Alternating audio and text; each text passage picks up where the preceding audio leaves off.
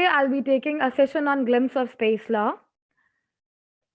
So let's start with the space law. Now, space age is commenced with the launch of first satellite. We all know that everything has a particular opening and ending. So now space law is the much wider talk these days. So we should always know the background about the space intensity. Now, talking ahead, space age commenced with the launch of the first satellite, that is Sputnik, in 1957 by the Soviet Union that opened the doors of space for exploration and activities for the rest of the world. We know that actually India's trust with the space began in 1962 with setting up of the Indian Space Research Organization, that is ISRO, the Indian National Committee for Space Research, and it was then called followed by the launch of first rocket in 1963. So now this was the basic brief, the intro of space law, actually how it started, how the concept just launched and put forward.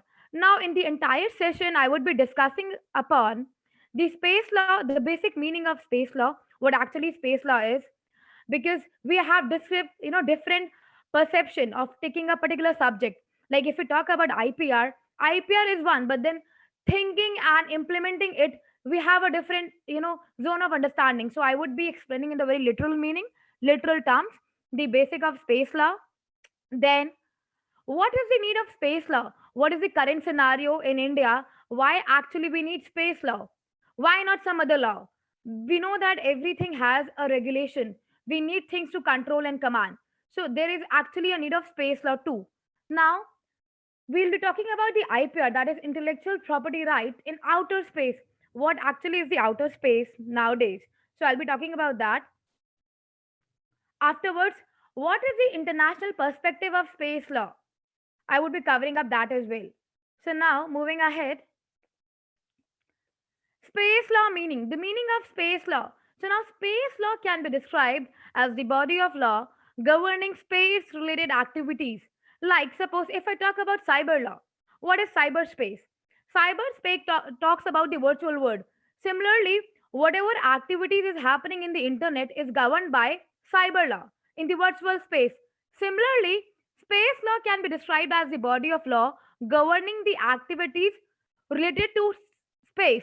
Now, space law is much like, in a very general term, international law that is comprises of a variety of international agreements, treaties, and conventions, and United Nations General Assembly resolutions as well as rules and regulations of international organizations.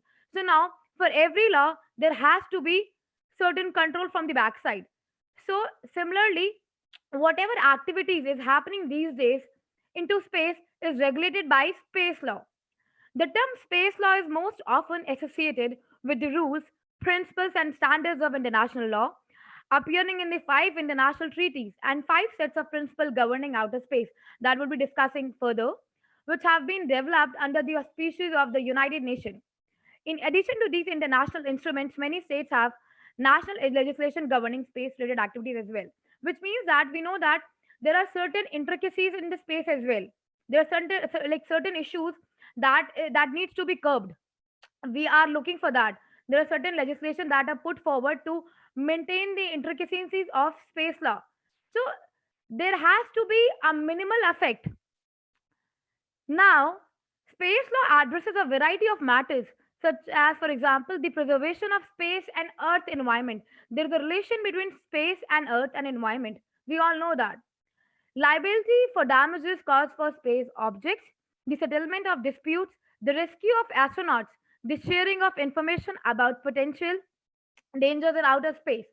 Now, the use of space related technologies and international cooperation. A number of fundamental principles guide the conduct of space activities, including the notion of space as the province of all humankind, the freedom of exploration and use of the outer space by all states without discrimination, and the principle of non appreciation of outer space, which means that space law actually covers the variety of matters that actually relate to the earth and environment. They had a subtle bond. Space has to be related, our environment has to be maintained. There should not be an imbalance. The outer space actually talks about the jurisdiction as well. Now, The office provides information and advice upon request to the governments, non-governmental organizations, and the general public on space law in order to promote understanding. We know that nowadays people are not very well aware about space law. So we need to figure out certain information. So we know that suppose if we have any issue, if we have to find out in regard to any of the offices, like if we want to know about IPR or if we want to know about cyber law, or if we have to file a simple complaint, we need to go to cyber cell, right? We need to move to cyber cell and we need to file the report with the police. So we need to go to the particular office to gather the information. Similarly, if we have certain issues with the space, if we found any intricacies with the space, then we need to have certain management.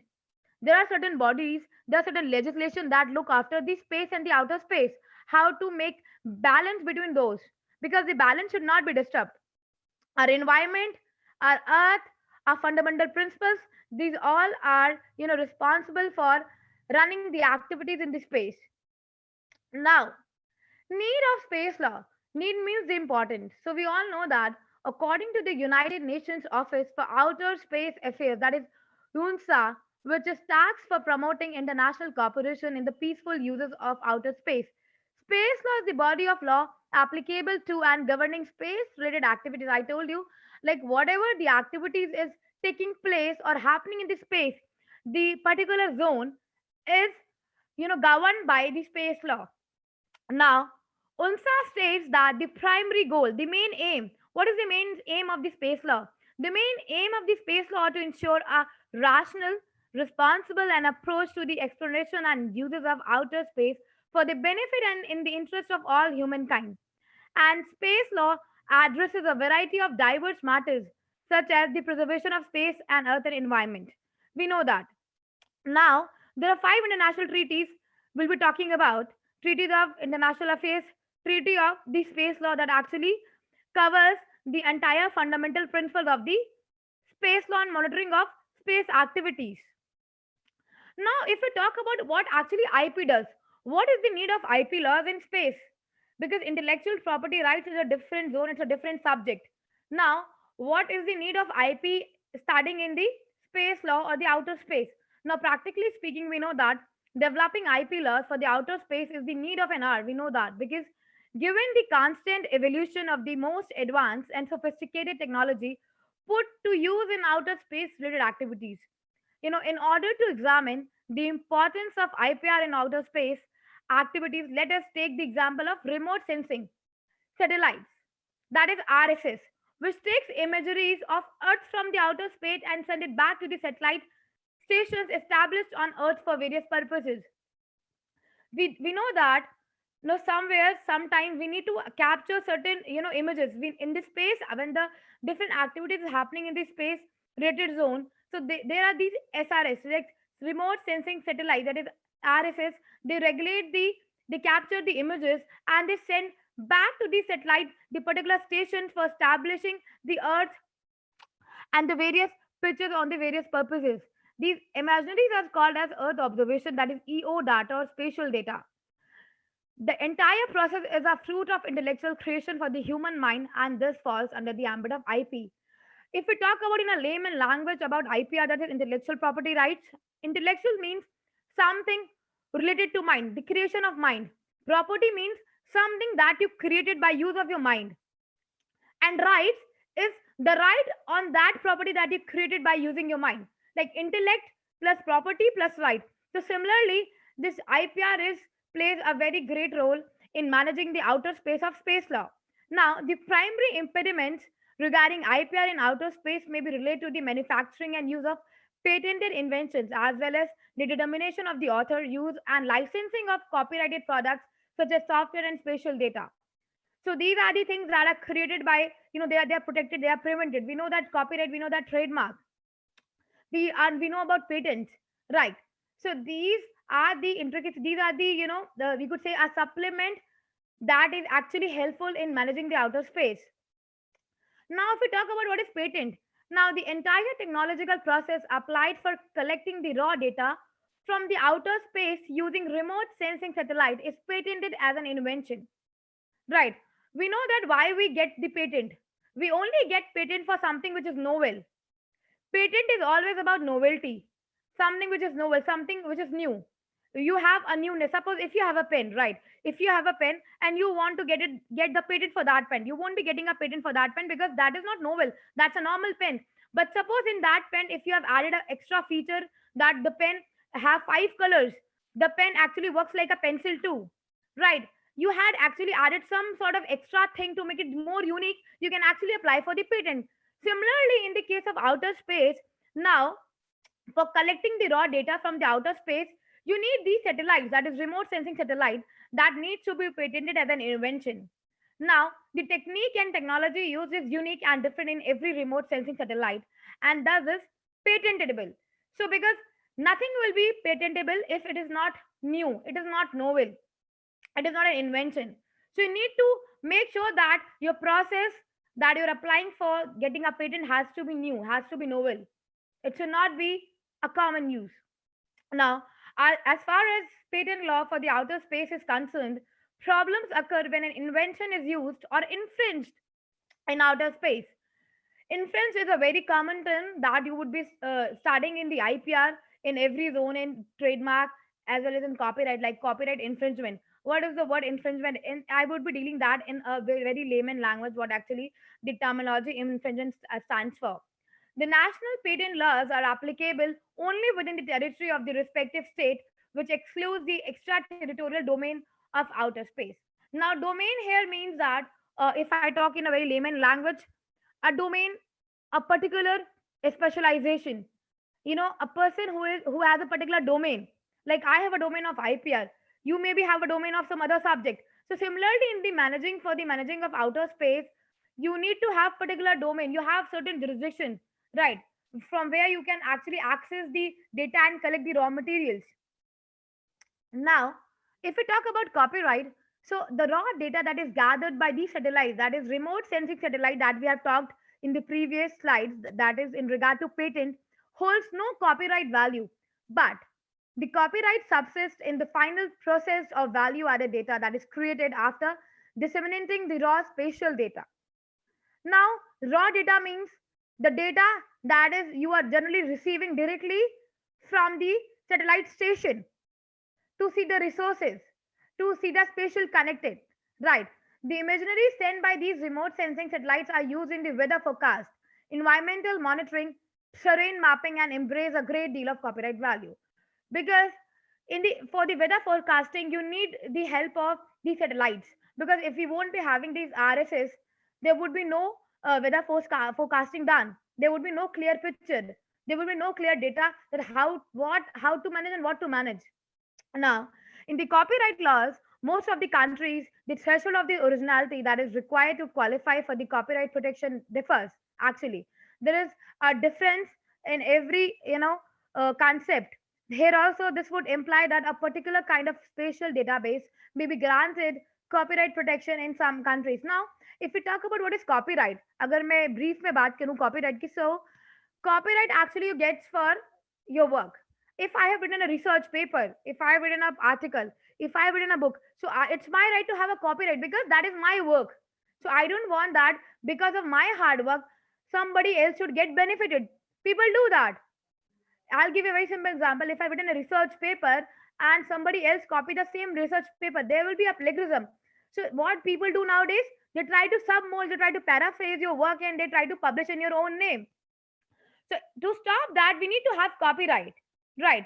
So now this would imply that a particular kind of spatial database may be granted copyright protection. So they need to be have some sort of protection in the outer space in the countries as well who are managing these data from the RSS. Now, pertaining to India, as per the provision of Copyright Act 1957, it would be difficult task to establish the real author of such spatial data that is collected by remote sensing satellite, a machine that does not involve any human intervention unlike other literary work creations, which means that it is very hard sometimes to actually talk about to collect that data. We need to see that because it does not involve any human intervention, like it does not have any human effort like other literary work creation. Suppose if I'm writing an article or paper, so that is my sole effort, that they soul my hard work because I am writing that. I am not taking help of some other person or some other resources or some other you could say a robotic manual. That is my intervention but not somebody else's. So now, moving ahead, if I talk about international regime of space law, so we know that international law has various treaties, has various conventions, has various role to play in space law. So now, at the beginning of space law, there were various legal issues of space law. The major concern was about sovereignty of outer space. Sovereign, we talk about sovereign space, right? We must have studied in the word jurisprudence से हमने पढ़ा होगा कि sovereignty का मतलब क्या होता है, sovereign state. So here also we talk about sovereignty of the outer space. Now, the outer space does not belong to the space of some different zone, but the particular zone area, the particular jurisdiction of the space from where the imaginaries, the moving, the transaction, the satellites, the functioning of the space activities take place. Now, jurisdiction over space object, liability and responsibility of states for damages were other major areas of concern. Yes. Now, some issues were raised that whether space to be developed like the law of sea or the law of the air, and also whether the space should be free for exploration or not.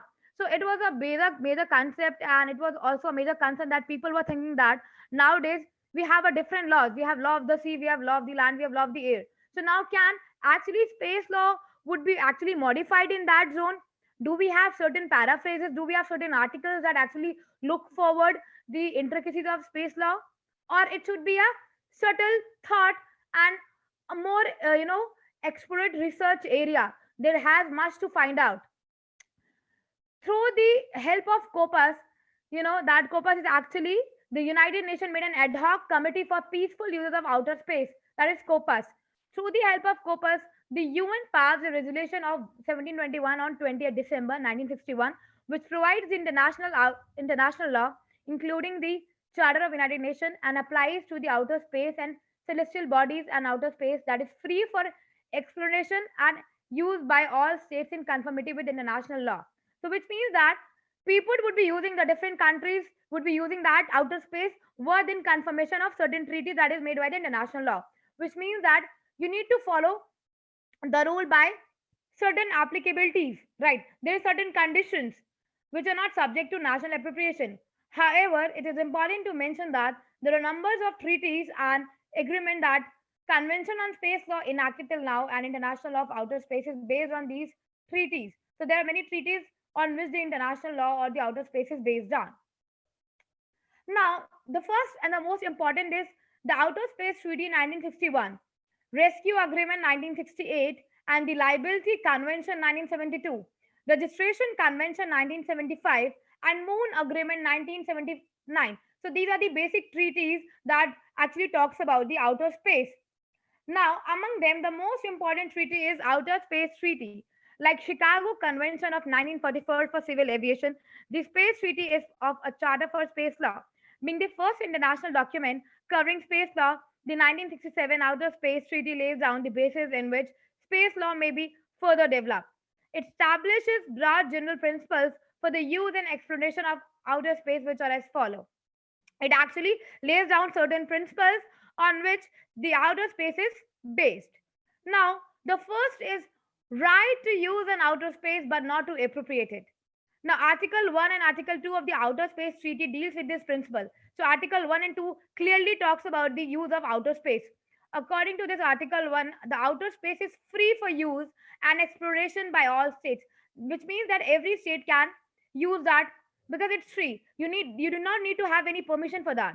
Now, Article 2 says that the outer space is not subject to national appropriation by claim of sovereignty. Like no state can actually show that the clear authority on that particular outer space. You cannot say that or you cannot deny that, okay, I am the only country. If I am Russia, so now I have the only commodity and space to look after that source on that particular region. Right, by claim of sovereignty or by means or use of occupation or by any other means. It means there is no state sovereignty in space. No state can comply with the same. No state can claim that, okay, I am the only one to use that outer space. Every state has the equal usage as per the Article 1 and 2 of the Outer Space Treaty. Now, application of international law. Now, Article 3 of the same treaty provides that activities of all states parties in outer space must be carried out according to the international law, including Charter of UN.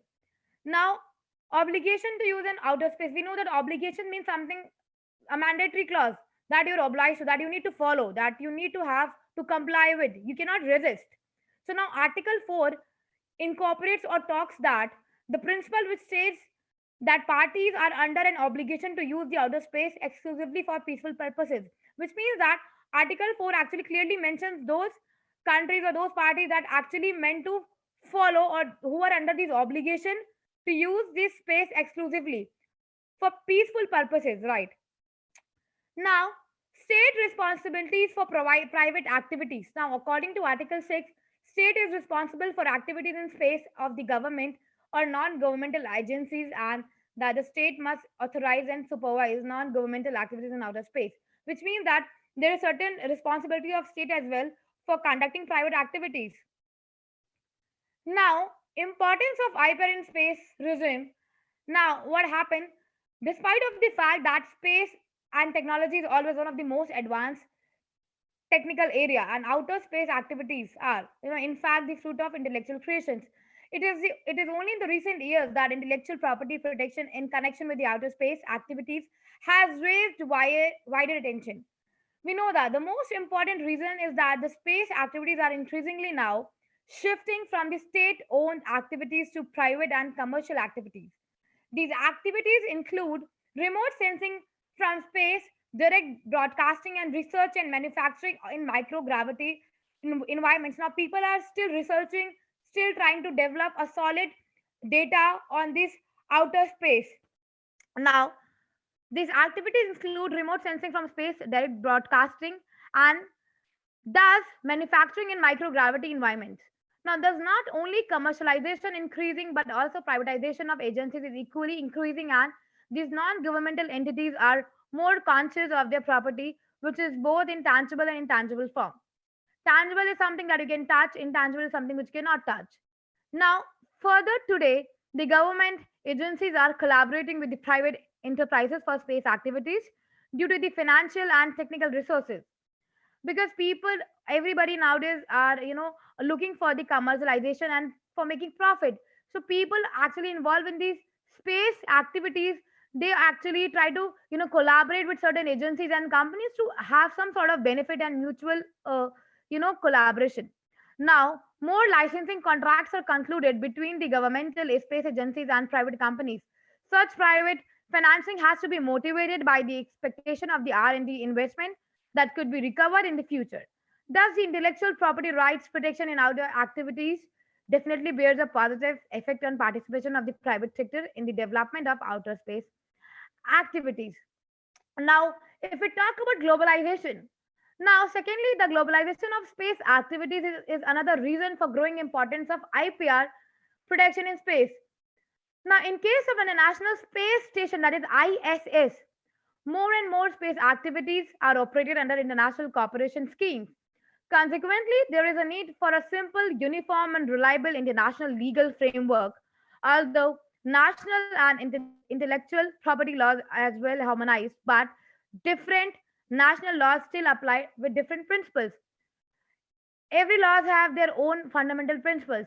Nothing is same. Therefore, there is a huge need for a uniform legal regime which deals with the protection of intellectual property rights in space activities. To manage that as a whole, we need a common solution. We need a common platform. Right. Thirdly, due to the advancement of space technology, new business possibilities are emerging. For example, although it is still a dream for the general public, the development of space transportation technology has been clearing the way to space tourism. Up to now, when discussing intellectual property rights protection for space activities, the primary concerns are related to the patent protection of inventions created or used in outer space, or copyright protection or database using data acquired through space activities. If the space tourism becomes reality, the protection of trademark and industrial design in outer space may also become an important issue. Right. Now, therefore, the importance of having a legal regime that protects IPR in space activities cannot be overemphasized. We know that. The absence of such regime decreases the efficient international cooperation among states and other entities engaged in space research. IPR protection intends to stimulate the creativity of the human mind, right, for the benefit of the public in such a way that the creator and the investor will be encouraged to be more activity in space and research. Obviously, if the people are, if somebody is creating some sort of invention, if somebody is inventing a machine, and if he or she is employed in a company and they are just working like a labor, but they are not getting any incentive, so there would be no motive left for that employee to contribute more. So now these days people actually look for that, when they have a mutual collaboration to work on a particular subject or a project, they actually look for that the investor and the creator both should get the mutual benefit. It should not be one sided, right? It should not be only the investor to get profit out of the that invention, but the person who is using the creativity of his own intellectual mind and creating some sort of machine for the welfare of the public is actually need to be encouraged to create more such sort of inventions. He should be get, should be recognized in the eyes of law. He should be getting incentive for that creation. Now, to conclude myself for this session on this presentation for the outer space and the space law, outer space activities have always been characterized by high tech inventions and advanced science, but the recognition of IPR with respect to these activities is of recent origin, and India, like many other countries, has not enacted any space legislation nor has any provision dealing with outer space activities in its domestic IPR region. Now, the major obstacle to reconcile the space law and IPR is that the space law is a part of international law and thus uniform and the same for all countries, whereas every country has its own IP regime. Yes, that is very true. Every country has its own IP regime, their own IP platforms. There is a lack of legal certainty and single uniform law in the field of space law. Space IPR. With law comes to enforcement of mechanism, which is also presently lacking with respect to space and IPR issues. So to conclude this, I actually feel like nowadays there is not much talk about. There's not much convention that is actually developing into more research oriented and to find out the clarity between the outer space and the IPR, the connection between both of them, and how to enhance that or that on large level, right? So with this, I would like to bring my session to an end. So I hope everybody enjoyed this session.